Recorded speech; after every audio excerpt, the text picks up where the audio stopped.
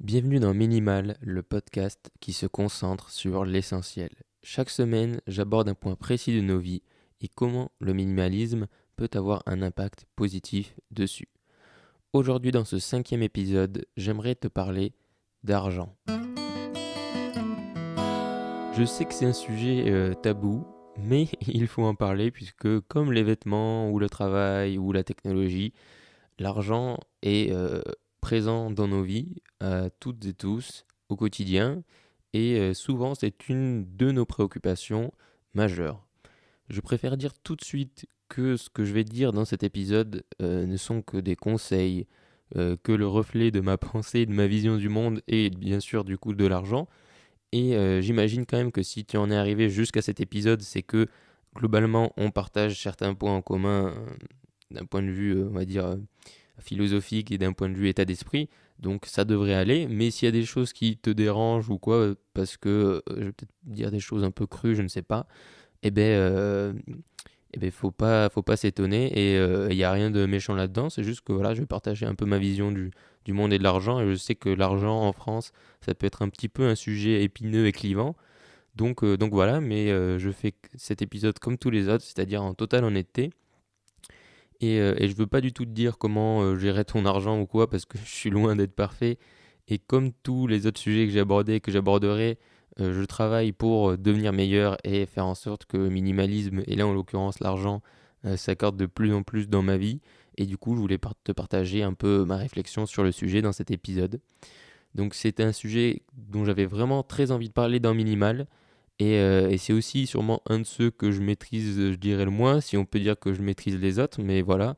Mais je voulais vraiment faire cet épisode, et si je fais Minimal, c'est aussi pour te partager ce tâtonnement et ces réflexions qui sont incertaines et qui peuvent être amenées à changer, et qui sont souvent d'ailleurs amenées à changer au fur et à mesure de nos vies. Donc voilà, commençons directement dans le vif du sujet par un peu déconstruire les différents mythes autour de l'argent. Donc, première chose, c'est que l'argent est donc omniprésent dans nos vies, mais il n'est pas la chose la plus importante. Et c'était le premier point par lequel je voulais commencer, et tu verras que ce sera sûrement celui par lequel je vais conclure tout à l'heure. Mais c'est vraiment que l'argent, c'est un sujet qui nous préoccupe tous, toutes et tous, à des plus ou moins hauts niveaux, mais qui est globalement une préoccupation assez courante, puisque c'est quelque chose qui nous permet de vivre, qui nous permet de manger, donc il est omniprésent. Mais il faut se rendre compte que c'est pas l'argent en lui-même qui est très important, c'est ce qui nous permet des fois d'acheter et nous permet de subvenir à nos besoins. C'est pas la chose la plus importante, mais c'est vraiment un outil qui nous permet de faire des choses extraordinaires. Et c'est là où je voulais en venir, c'est que tu l'as sûrement peut-être déjà entendu, mais l'argent n'est vraiment pas un but, c'est un moyen. Et l'argent n'est pas un moyen pour avoir plus, mais un moyen pour avoir mieux. Et c'est là souvent qu'il y a une espèce de confusion, je pense. C'est qu'on pense que l'argent va nous permettre d'avoir plus de voitures, plus de maisons, plus gros, plus grand, plus beau, plus de marbre, plus d'or, j'en sais rien. Mais au final, l'argent, il faut le voir comme un moyen d'avoir des choses mieux. Et pas forcément d'avoir plus en termes de quantité ou en termes de taille, mais d'avoir des choses qui sont mieux. D'avoir, si tu as besoin d'une voiture absolument, d'avoir une voiture qui est meilleure et qui va pas se péter et qui tu vas pas devoir emmener au garage tous les mois. D'avoir une maison, je sais pas, si tu as une maison ou un appartement que tu aimerais changer, bah, d'avoir un meilleur appartement. Mais pas forcément d'avoir plus d'argent pour avoir 4 voitures, 25 ordinateurs, 3 iPhones, etc. Ça peut paraître un peu extrême, mais je prends un exemple extrême volontairement. C'est que souvent, il y a une question qu'il faut se poser, c'est qu'est-ce que tu ferais si tu avais 10 millions d'euros aujourd'hui, chose que dont j'ai parlé sur l'épisode sur le travail. Et, euh, et souvent, au final, qu'est-ce qu'on va faire au final avec ces 10 millions d'euros? C'est-à-dire, est-ce que tu vas les claquer en dépensant des choses, des vêtements ou ce genre de choses? Ou est-ce que tu vas, je sais pas, investir, créer l'entreprise ou créer le projet que tu as toujours rêvé de faire, mais il fallait que tu gagnes ta vie, du coup tu pouvais pas le faire? Est-ce que ça va être voyager? Est-ce que ça va être réaliser un de tes rêves? Qu'est-ce que ça va être? Et souvent, si on arrive un peu à déconstruire notre pensée autour de l'argent et à en enlever les besoins primaires et ce genre de choses, on se rend compte que l'argent, on n'en dépenserait pas tant que ça dans des milliards de choses. Et que l'argent est avant tout un moyen, vraiment, pour avoir des choses mieux, pour vivre des expériences. Et c'est bien d'avoir de l'argent, et je pense que c'est important de le dire, c'est-à-dire que, et surtout de le dire sur ce podcast en France, c'est que c'est bien d'avoir de l'argent. Il n'y a rien de mal dans le fait d'avoir de l'argent. D'ailleurs, j'ai pas fait de recherche honnêtement sur le sujet, mais j'aimerais bien comprendre d'où vient cet état d'esprit, euh, plus ou moins, on va dire, pudique et des fois compliqué, le relationnel qu'on a avec l'argent en France. J'aimerais bien savoir d'où ça vient. Si tu le sais, tu peux me le dire. Et du coup, j'aimerais bien comprendre d'où ça vient parce que pour moi, il n'y a pas de problème avec l'argent. Je veux dire, comme je te l'ai dit, c'est bien d'en avoir. Ça te permet de manger, ça te permet de vivre des choses, de vivre des expériences, parce que ce serait mentir que de dire que l'argent ne te permet pas aussi de gagner en liberté. L'argent, c'est un formidable outil pour gagner en liberté, puisqu'il te permet de faire à peu près, plus tu en as, de faire plus ou moins ce que tu veux. Du moins, tu es libre de dépenser. Forcément, plus tu en as, plus tu peux le dépenser dans des trucs importants. Genre, par exemple, moi, si j'avais 10 millions, je te le dis comme ça, mais j'aimerais vraiment me payer un voyage dans l'espace, tu vois. Je sais même pas s'il faut, ça coûte beaucoup plus cher que 10 millions.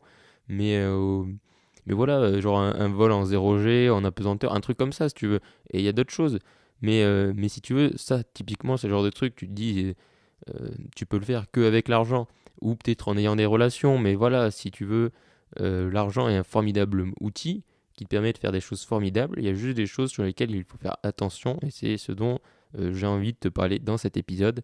Mais je voulais un petit peu déconstruire le mythe de l'argent, et je voulais vraiment commencer par dire que l'argent c'est bien, que l'argent ça te permet de faire des choses, que ça ne doit pas être le but principal et le moteur principal dans notre vie, parce que l'argent c'est quelque chose qu'en théorie on peut avoir de plus en plus. Au contraire du temps, le temps c'est pas quelque chose qu'on peut gagner, l'argent on peut toujours en gagner plus, et du coup tu peux te dire je veux 10 millions, après tu peux te dire je veux 100 millions, puis après je veux 1 milliard, etc. etc. Donc si tu veux c'est un peu une quête infinie et vers un bonheur qui n'arrivera jamais quoi, au final si tu te bases sur l'argent pour définir ton bonheur. Et on est tous libres d'utiliser l'argent comme on en a envie, mais il reste quand même une question à se poser, c'est quels sont nos projets, nos envies. Et pas forcément, et là je te parle vraiment pas parce qu'on n'est pas dans un podcast sur le minimalisme pour parler de ça, mais pas forcément du coup d'objets ou de trucs matériels, mais vraiment des aspirations profondes pour ton futur ou celui de tes proches ou celui de ta famille. Quels sont du coup tes besoins réels actuels et futurs. Et souvent on définit pas clairement ça, du coup quand on en vient à dépenser, on va peut-être dépenser dans des choses qui sont pas forcément et qui correspondent pas forcément à cette réelle envie, à cette réelle aspiration au final. D'où l'importance d'être clair sur tes aspirations actuelles, parce que les objectifs, les rêves, les aspirations, il y en a certaines qui changent pas, qui sont des choses profondes qu'on garde plus ou moins toute notre vie, mais il y en a souvent qui vont changer au fur et à mesure des mois, des années, de nos situations, de là où on vit, des gens qui nous entourent. Donc rien n'est gravé dans le marbre. Mais si tu veux, en définissant clairement ce que tu as envie de faire, ça te permet aussi de mieux gérer ton argent au quotidien, parce qu'on va beaucoup parler de gestion, dans le sens où définir nos envies, nos aspirations, c'est pas seulement dans le but d'économiser et de se dire ah ben, je garde de l'argent pour cet objectif. C'est surtout définir ce qui est important pour nous et comment économiser de l'argent pour nous en faire gagner plus pour pouvoir atteindre ses objectifs, arriver à atteindre ses aspirations, parce que souvent ces aspirations, il y en a certaines qui vont être plus ou moins faciles, mais l'argent va pouvoir jouer un rôle qui est plus ou moins important dans la réalisation de ces aspirations, mais il va souvent pouvoir jouer un rôle direct ou indirect. Et du coup, un truc qui est marrant, c'est que quand on a des rêves, des aspirations, des choses qu'on a envie de faire, on va chercher à gagner plus, ce qui peut être, a priori, à première vue, totalement logique. Et c'est normal. Mais en réalité, avant de vouloir gagner plus, on peut souvent déjà gagner de l'argent avec ce qu'on gagne déjà, tout simplement en dépensant moins dans des choses qui nous sont inutiles dans l'objectif de nos aspirations, de ce qu'on a envie de faire, de nos rêves à plus ou moins court, moyen ou long terme. Et je trouve qu'on n'en parle pas assez de ça, mais au final, on dépense beaucoup, et je ne veux pas dire beaucoup en quantité forcément, ça ne veut pas dire qu'on dépense tous 20 000 euros par mois, parce qu'on n'a pas tous 20 000 euros par mois, c'est juste qu'on dépense tous beaucoup à notre niveau de revenus dans des choses qui ne sont pas forcément utiles et qui correspondent pas forcément à nos aspirations profondes. Et on les dépense pas forcément, je veux dire, c'est pas mal en soi, c'est juste qu'on va les dépenser. C'est pour ça que je voulais pas faire l'argent en épisode 1 ou 2, c'est parce que je voulais qu'il y ait d'autres sujets qui soient passés avant pour un peu pour m'en servir d'appui. C'est que on va le dépenser dans des choses qui ne sont pas utiles et dans des choses qui sont le fruit d'impulsivité liée à la société de consommation, à la pub, à notre environnement, à plein de choses. Ça peut être à la mode. Tout ça, ça va être des choses qui au final vont être des dépenses qu'on peut se dire petites, c'est 20 euros par-ci, 10 euros par-là, 50 euros par-ci, mais c'est comme tout, l'effet cumulé, c'est-à-dire que tu peux vite claquer plusieurs dizaines, voire centaines d'euros par mois dans des choses qui correspondent pas forcément à tes aspirations, alors que ces sous-là, tu aurais pu juste les économiser, toi, en t'encombrant moins l'esprit, l'armoire ou la maison avec des objets et des choses inutiles, et en plus en gardant cet argent pour des choses qui comptent vraiment pour toi dans le futur. Et des fois, dans le futur, on a l'impression que c'est le futur, c'est loin, c'est dans 10 ans. Mais il y a des choses qui peuvent être un voyage dans 6 mois ou même des vacances dans 2 mois, un week-end, tu vois, peu importe, ça peut être assez court terme au final. Et c'est ce que je trouve intéressant là-dedans, c'est qu'on peut vraiment gagner de l'argent avec ce qu'on gagne déjà, et même quand on en gagne peu. Parce que parlons du coup un peu d'économie, l'intérêt de faire des économies, c'est de garder l'argent pour des événements, des choses particulières, et les économies, c'est pas des sacrifices. Parce que économie, c'est vraiment en mode, ouah, c'est du coup, tu restes chez toi et tu dépenses pas d'argent, t'achètes que à manger et tu payes tes factures et c'est tout. Et, euh, et au final, non, pour moi, les économies, c'est juste enlever ce qui n'est pas essentiel. Ce qui n'est pas essentiel non seulement à ton mode de vie quotidien, c'est-à-dire que ce qui est essentiel à ton mode de vie quotidien, bah, c'est l'eau, la nourriture, le chauffage, l'appartement, ce genre de choses. Mais le reste qui n'est pas essentiel, tu n'en as pas forcément besoin. Et si tu n'as pas un besoin primaire ou même un besoin, genre ton ordinateur vient de lâcher, effectivement, tu vas pas te dire, ah ben non, il faut pas que je dépense. Alors que si tu travailles sur ton ordinateur, tu vois, là, ben, c'est un besoin. Mais si tu as un ordinateur qui fonctionne très bien encore, il n'y a peut-être pas de besoin d'en acheter un nouveau. Pareil avec le téléphone ou toutes les choses dont je t'ai déjà parlé dans les épisodes précédents. C'est-à-dire, c'est tout simplement d'être minimaliste dans nos dépenses et de garder les sous du coup qu'on va économiser pour ce qui est essentiel et ce qui a du sens pour nous, que ce soit à court ou moyen terme. Et du coup, ça peut être, comme je te l'ai dit, des voyages, des vacances, un mariage, peu importe, même une voiture, parce que c'est pas forcément, je veux dire, je ne suis pas contre l'achat d'objets, etc. C'est juste que je pense que la plupart du temps, si, comme 80% des gens maintenant, tu habites en ville, eh ben, on n'a pas toujours forcément besoin de voiture.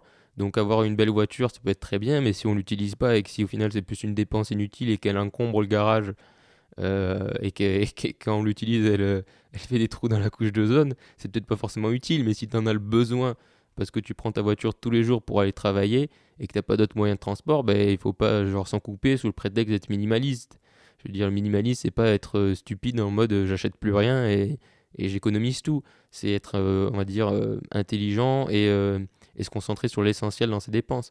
Et il y a une autre raison pour moi d'économiser qui est importante, et ça peut paraître un peu bizarre que je vais dire ça alors que j'ai 22 ans, mais cette raison, c'est la retraite. C'est-à-dire que je pense qu'on peut toutes et tous constituer notre caisse de retraite personnelle en plaçant de l'argent régulièrement, que ce soit sur un simple compte bancaire ou en investissant dans l'immobilier, les crypto-monnaies, la bourse, j'en sais rien, tout ce que tu veux. Peu importe le format, ensuite c'est plus ou moins de prise de risque, on va dire. Mais voilà, aujourd'hui, il y a plein de moyens d'économiser et vraiment facile. Je veux dire, il y a pas, quand je dis l'immobilier, c'est-à-dire qu'il faut avoir des fonds, etc. Mais aujourd'hui, investir, même juste faire un compte bancaire dans lequel tu mets 50 euros par mois, ben voilà, à la fin, pendant 2 ans, tu vas avoir plein d'argent sur ton compte. Et imagine si tu fais ça pendant 40 ans, ça, c'est ta caisse de retraite personnelle.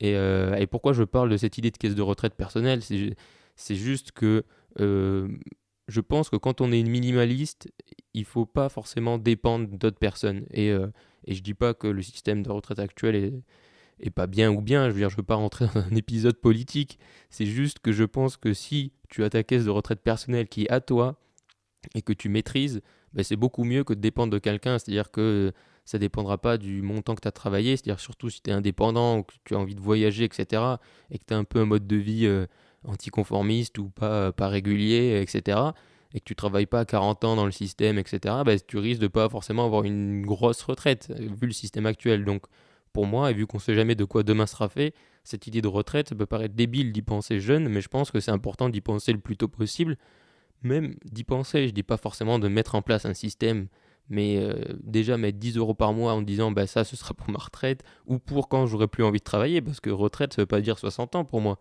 Retraite ça peut dire 50 ans, enfin ça dépend de combien tu vas gagner au fur et à mesure de ta vie, combien tu vas mettre sur cette fameuse caisse de retraite personnelle.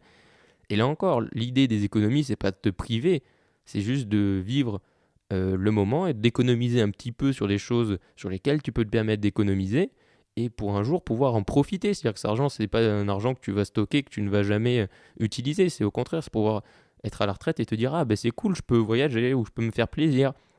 Je peux, je sais pas, acheter une maison en bord de mer parce que c'est là où je voulais passer ma retraite, peu importe. Mais voilà, c'est vraiment cette idée d'être indépendant et de faire des économies pour ce qui est important pour toi. Donc je t'ai un peu parlé du très court terme, genre avec un week-end dans 2 semaines, je sais pas, en Espagne, comme ça peut être du moyen terme pour économiser, pour lancer ta boîte, et du long terme pour ta retraite. Et c'est ce qui est bien avec ce principe d'être minimaliste dans l'argent et de faire des économies, c'est que ça s'applique à plein de stades de nos vies, et ce, peu importe notre situation actuelle. Et comme je t'en parlais dans l'épisode sur la technologie, aujourd'hui, il y a plein de technologies qui nous permettent d'améliorer notre quotidien et pour gérer son argent, concrètement, de manière maligne surtout, il y a plein de solutions qui sont aujourd'hui partout, gratuites, et c'est beaucoup moins chiant qu'avant. C'est-à-dire que tu n'as pas besoin de, si tu veux te faire un budget ou te rendre compte de combien tu dépenses, de créer un tableau Excel et de mettre toutes tes dépenses et de faire des fonctions, des trucs qui sont objectivement pas cool. Tu as plein de solutions super malines pour gérer ton argent intelligemment et pouvoir faire des économies, voir là où tu peux faire des économies, voir là où c'est plus juste, etc. Et du coup, c'est ce dont je voulais te parler dans la deuxième partie du podcast, juste après ça. Pour les prochains épisodes, si tu as des questions sur le minimalisme et le bien-être ou la créativité, tu peux les poser sur iTunes en mettant une note avec ta question sur Instagram ou directement par email à podcastminimal@gmail.com.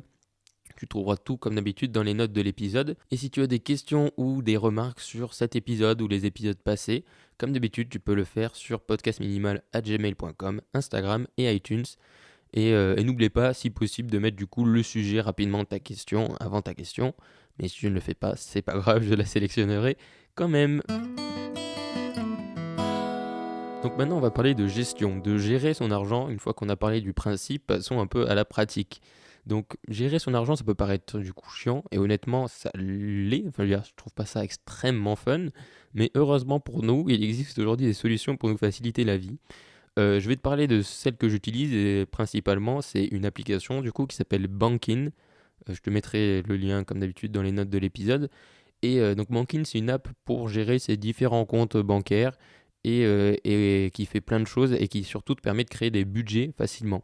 Alors pourquoi c'est important d'avoir un budget? Parce que je t'ai parlé d'économie, mais en fait parce que je pense pas qu'on puisse réellement faire d'économie sans passer par un budget, surtout qu'aujourd'hui, on dépense essentiellement immatériellement, je veux dire, on utilise plus tant que ça de liquide, et du coup, je veux dire, quand on utilisait plein de liquide, faire des économies, c'était assez simple, c'est-à-dire que tu prends une boîte et tu mets 20 euros tous les mois, et heureusement, aujourd'hui, tu peux faire exactement la même chose, mais en ligne, et du coup, en définissant un budget, tu vas pouvoir peut-être définir combien tu vas pouvoir mettre dans ta boîte virtuelle, entre guillemets, tous les mois, que ce soit pour ta retraite, comme je te l'ai dit, ou pour X ou Y projet ou chose que tu as envie de faire dans ta vie. Et donc, ça te permet d'avoir une vraie idée de ce que tu dépenses tous les mois, et ça te permet surtout de te rendre compte de quels sont tes essentiels et de quels sont ceux qui le sont moins, et sur ceux qui le sont moins, quels sont ceux qui reviennent souvent.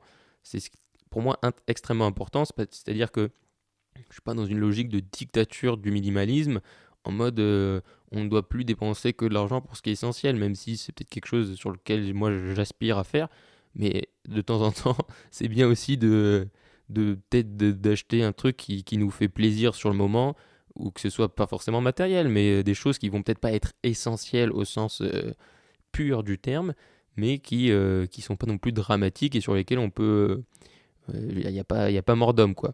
Et du coup, ça te permet du coup de te rendre compte donc ce qui est essentiel et ce qui ne l'est pas et ce qui revient souvent. C'est-à-dire que par exemple, si tu fais une dépense de temps en temps, c'est pas bien grave sur un truc qui est pas essentiel. Mais si tu vois que tu as une espèce de, alors en anglais on dit une pattern, mais je pense que ça peut-être ça marche en français, enfin quelque chose qui revient souvent, tu vois, genre un type de dépense, genre peut-être que tu es un peu accro au shopping et que tu te rends compte que je dis un exemple à la con, mais que tu vas tous les mois, tu as des dépenses H&M, tu vois, eh ben, peut-être que là-dessus, tu as peut-être quelque chose à faire, qui du coup, ne plus aller à H&M et faire le tri dans ta garde-robe, tu vois, par exemple. C'est un exemple comme un autre, mais c'est voir ce qui revient souvent, et c'est ce qui est important avec le budget. Donc bien sûr, tu vas avoir le facture, les loyers, enfin, le loyer ou les loyers, la nourriture et ça c'est des inévitables, donc ils vont revenir tous les mois. Et ensuite tu vas bien voir les extras et ce qu'il faut, et c'est là-dedans qu'il faut aller voir, c'est là-dedans qu'il faut aller chercher les économies, les choses qui ne sont pas essentielles. Personnellement, euh, je ne suis pas riche et je ne gagne pas beaucoup d'argent, mais en essayant d'adopter le minimalisme, je me suis rendu compte que je faisais plusieurs dépenses inutiles, même sans forcément dépenser beaucoup, beaucoup, hein, mais qui étaient quand même des dépenses inutiles. Donc comme je t'en ai parlé, je dépensais assez peu en vêtements, mais ça m'arrivait. Mais surtout, mon poste de dépense principal, c'était immatériel, enfin matériel ou immatériel, c'est-à-dire c'était Amazon essentiellement, c'est-à-dire c'était des petits gadgets pour soi-disant augmenter la productivité ou ce genre de choses. Chose que du coup maintenant je ne fais plus, comme je t'en ai parlé dans l'épisode sur la technologie. Et parfois des restos ou des trucs, des dépenses de bouffe inutiles alors que j'avais encore de la bouffe dans le frigo.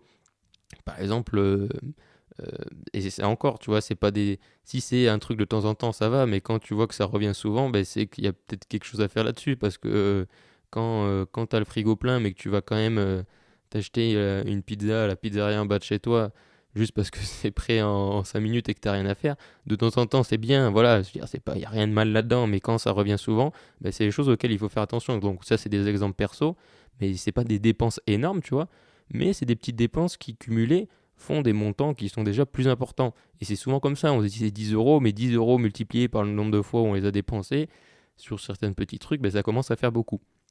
Et du coup, l'application, ce qui est bien avec Bankin, c'est que va du coup te faire un premier tri parce qu'après, il y a des choses qu'elle va pas détecter. Il y a des dépenses, par exemple PayPal, tu vois. Si tu payes des choses avec PayPal, bah, elle va mettre ça dans PayPal, mais elle va pas savoir si c'est PayPal pour, je sais pas, payer une facture ou un service ou ce genre de choses, ou si c'est PayPal pour acheter une commande Amazon ou un truc sur eBay, par exemple, tu vois. Donc il va falloir après que tu tries, mais globalement, elle arrive assez bien à faire le tri dans tous les domaines où tu vas payer directement le service ou l'objet. C'est-à-dire Amazon, elle va comprendre que c'est genre, je sais pas, divertissement ou équipement, genre de choses. Et ensuite, il va falloir un peu compléter. Mais globalement, elle fait un premier tri qui est assez précis. Et aujourd'hui, moi, en ayant fait du coup mon budget et en voyant, ok, bon, mais ça, c'est ce dont j'ai besoin pour mes besoins primaires, voilà, tous les mois. Et les choses que je dépensais un peu à la con, que ce soit dans, comme je t'ai dit, la bouffe Amazon ou X ou Y, j'ai réussi à économiser. Pour l'instant, sérieusement, hein, je fais ça sérieusement depuis, on est en mois d'octobre. Quand j'enregistre, on est fin octobre, ça veut dire que je fais ça sérieusement depuis le mois de juillet. J'ai réussi à économiser entre 50 et 100 euros par mois.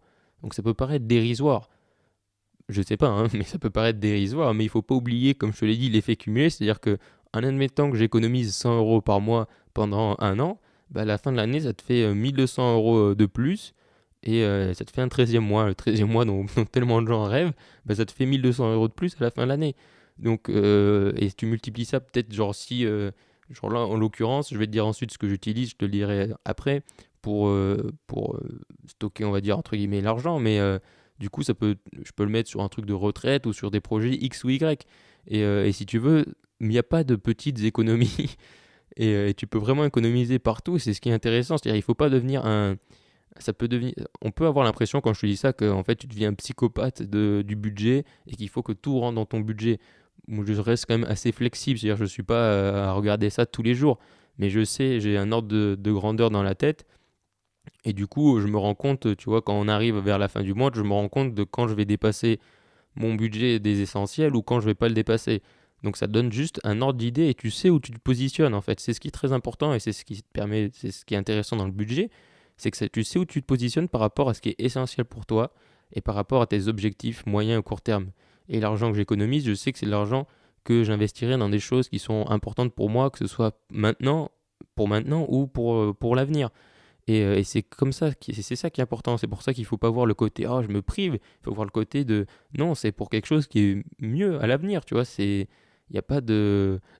J'allais te dire une citation de Transformer qui est assez ridicule, mais que je trouve des fois marrante. C'est sans sacrifice, nulle victoire, un truc comme ça. C'est un peu cliché, je te l'avoue, mais, euh, mais c'est vrai pour moi. C'est-à-dire que sacrifice, c'est un mot qui est dur, mais ces économies, c'est pas des économies, encore une fois, en l'air. C'est des économies pour quelque chose qui aura du sens et qui sera intéressant, et des économies de l'argent que tu seras content d'avoir quand ce sera le moment de te payer le voyage et de réaliser ton rêve ou peu importe ce pourquoi c'est. Du coup, pour revenir à l'application, je t'invite vraiment à utiliser cette app ou ce genre d'app, il n'y a pas que celle-là, hein, qui aide vraiment énormément à te positionner dans ton budget, à le faire ça et vraiment ça t'enlève le côté chiant du budget et de la gestion d'argent et c'est en ça que je trouve ça vraiment vraiment intéressant. Donc c'est tout pour la partie principale de l'épisode. Je le voulais volontairement plus court entre guillemets que les autres, même s'il n'est pas beaucoup plus court. Ça se joue à quelques minutes, mais parce que j'avais forcément aussi moins de choses à dire, parce que comme je te l'ai dit, j'ai commencé à prendre ça sérieusement il n'y a pas très longtemps. Du coup, j'en suis au début de ma réflexion et peut-être que je referai un épisode à l'avenir si Minimal continue après les 10 épisodes sur l'argent pour te partager du coup mon feedback, etc. et mes évolutions. Mais voilà, je voulais pas étaler le beurre sur une tartine trop grande dans cet épisode. Donc on va tout de suite passer à la partie des choses qui m'ont apporté de la valeur récemment et tu vas voir qu'il y a quelque chose en lien avec le sujet du jour. Donc dans les choses qui m'ont apporté de la valeur récemment, c'est pas forcément cette semaine, c'est pas récemment en fait, c'est des choses qui m'apportent de la valeur depuis un petit moment mais que j'avais envie de te partager notamment parce qu'il y en a deux qui sont totalement d'actualité dans cet épisode. Alors le premier c'est le 5 Minute Journal. Alors ceux qui ont déjà écouté mes podcasts perso et me suivent sur Instagram savent que j'en ai déjà parlé plein de fois. C'est un journal en fait que tu vas remplir tous les matins et tous les soirs qui est déjà en gros euh, pré-créé, enfin une espèce de guideline quoi. Et du coup, ça va tous les matins et tous les soirs, tu vas le remplir rapidement, hein, ça prend vraiment 5 minutes, comme son nom l'indique. Les ricains, ils sont forts pour ça, ils vont droit au but. Et du coup, voilà, ça prend 5 minutes par jour et ça te demande des petites questions pour te mettre dans un bon état d'esprit le matin et pour finir la journée dans un bon état d'esprit aussi le soir, peu importe ce qui t'est arrivé. Donc en gros, ça te demande des choses pour lesquelles tu es reconnaissant, ça te demande les choses pourquoi ta journée va être super, et ensuite ça te demande une affirmation genre je suis, en lien avec, en lien avec l'épisode du jour, je suis riche ou je suis économe ou je suis minimaliste, ce genre de choses. Et puis le soir, ça te demande du coup trois choses de bien qui sont arrivées aujourd'hui et en quoi tu aurais pu faire qu'aujourd'hui soit meilleur. Voilà, donc c'est un truc cool, je te mets aussi dans les notes. Voilà, c'est le genre de petit truc cool qui est sympa à faire tous les jours, ça te fait une petite routine et je trouve ça intéressant. Ensuite, la deuxième chose qui m'a apporté de la valeur, du coup, c'est totalement en lien avec l'épisode du jour, c'est Revolut. Et Revolut, c'est quoi? C'est une banque en ligne qui, du coup, comme son nom l'indique, est une banque en ligne, mais qui te permet, du coup, qui a une app et qui te permet de faire plein de petites choses assez sympas, notamment de créer ce qu'ils appellent un coffre fort. Et à chaque dépense que tu vas faire, ça va prendre un petit pourcentage sur cette dépense et la mettre dans ce coffre-fort. Et du coup, tu peux créer un objectif pour ce coffre-fort avec un plus ou moins montant plus ou moins élevé, pardon. Et du coup, voilà, c'est ce qui est bien, c'est que ça va t'envoyer de l'argent sur ce coffre à chaque fois que tu fais une dépense. Donc, faut pas que ce soit une excuse pour dépenser plus, mais c'est pas mal. Donc je l'utilise en complément de ma banque plutôt classique. Mais c'est vraiment pas mal Revolut et j'ai gagné un abonnement premium en fait il y a un an, ce qui m'a donné l'occasion de tester ça parce que j'avais jamais testé de banque en ligne avant. Et c'est vraiment super, c'est très simple et leur application est vraiment très très bien. Et elle permet de faire plein de choses, elle te permet aussi d'acheter des crypto-monnaies, enfin de faire plein de réglages assez sympas. Donc si tu as l'occasion, je t'invite vraiment à tester Revolut. C'est très très bien et c'est totalement en lien avec, avec l'épisode du jour. Et ensuite, la dernière chose qui m'a apporté de la valeur, et c'est totalement d'actualité, c'est Nouvelle École, le podcast Nouvelle École, qui est un podcast absolument extraordinaire. Je ne veux pas m'étaler dans cet épisode sur Nouvelle École, mais pourquoi je t'en parle aujourd'hui? C'est parce qu'en fait, il a décidé cette semaine, là, hier, enfin, il a annoncé hier avant que j'enregistre ce podcast, d'arrêter du coup son podcast. Genre, il ne sortira plus d'épisodes. Et il en a sorti 85, 86 en tout, il me semble. Et alors que c'est un podcast qui marche très très bien et qui est un des plus gros podcasts indépendants français, tout simplement. Et je trouve ça très bien et très courageux de sa part d'arrêter Nouvelle École alors que ça marche encore, etc. Et d'arrêter un peu au sommet de sa gloire, si on peut parler ainsi. Et si tu n'as jamais écouté un épisode de Nouvelle École, ben, je t'encourage vivement, mais vivement à aller l'écouter. Je veux dire, si tu as déjà écouté des interviews, ben, tu vas vraiment redécouvrir ce que c'est un interview honnête. Et le mec qui faisait ça, qui s'appelle Antonin Archer, le faisait vraiment avec honnêteté. Et d'ailleurs, c'est pour ça qu'il arrête, c'est parce que, comme il le dit lui-même, il a posé les questions qu'il avait envie de poser. Et aujourd'hui, il a fait le tour. Et il a obtenu les réponses à ces questions. Et je trouve ça vraiment bien, vraiment noble et louable. Et en plus de ça, c'est un super podcast, donc c'est un peu la définition de partir avec panache. Et voilà, je voulais vraiment te le partager, parce que je sais qu'il n'a pas besoin que je lui fasse de la pub, pas du tout. Mais si il y a une personne qui écoute et que tu ne l'as jamais écouté, eh ben, je t'invite vraiment, vraiment à aller jeter un coup d'œil. Pareil, je te mettrai un petit lien dans les notes du podcast. Donc maintenant, on va passer à la conclusion de cet épisode.